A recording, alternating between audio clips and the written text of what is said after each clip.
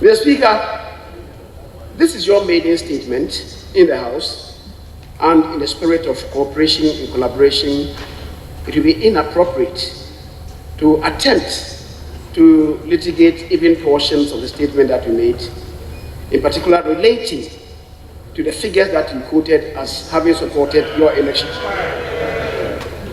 The Speaker, with respect to the chair, I may disagree with that. However, as I said, in the spirit of providing ourselves a new beginning, I wouldn't want to further comment on that, even though, as I've said, I disagree with the figures that were quoted. Mr. Speaker, in the 7th Parliament, even in the hugeness of numbers that we had, that's 169 as opposed to 106, the then majority on any typical day needed the cooperation and indeed the collaboration of the minority, especially the leadership of the minority.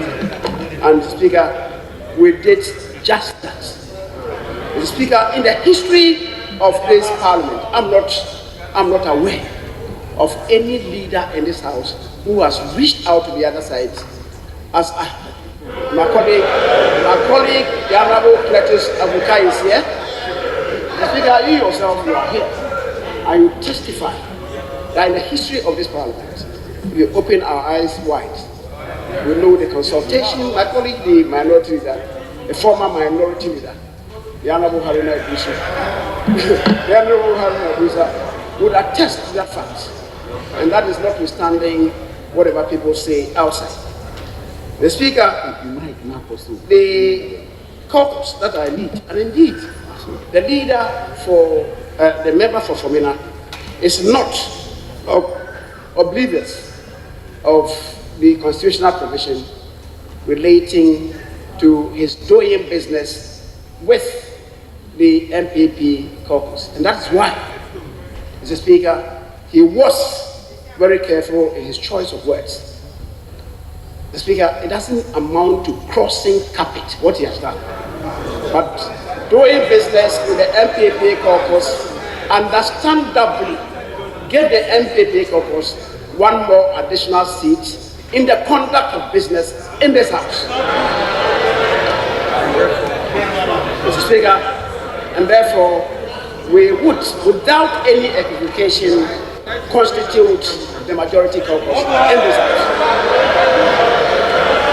Mr. Speaker, I agree with the minority leader on this issue about the approval of the new standing orders.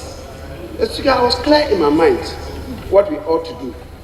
And indeed, all the processes that we have adopted in approving standing orders in this House, beginning in 1983, never came to be subjected to Article 11, sub 7 of the Constitution. And Mr. Speaker, it was for a good reason.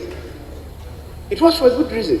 It's the reason why all the standing orders were approved by motion in plenary. Mr. Speaker, if we have to go that route and apply ourselves to that vehicle, we may have problems. And the reason is this: that route quoted by my colleague would suggest to us that there must be a parent act from which would ensue regulations, instruments, and orders. Mr. Speaker, that parent act of 1965 has no provision for the introduction of standing orders. It would then mean that if you have to go that route, Mr. Speaker, we may have to go and amend that parent act. And I thought that if we applied ourselves to the process that we had done, that would even shorten the route for us. Mr. Speaker, I believe if we apply ourselves to that route, within 2 weeks maximum, we should be able to adopt these new standing orders. And if members insist that we should go that route of Article 11.7, the Speaker will run into turbulence. And that is why I have always advised that we need really to apply ourselves to a motion so that we circumvent the process, as has always been done, and then we move forward to adopt the new standing orders, which in my view, the Speaker, would reposition Parliament in the conduct of business in this House. I have no inhibitions as to the direction to go in this regard.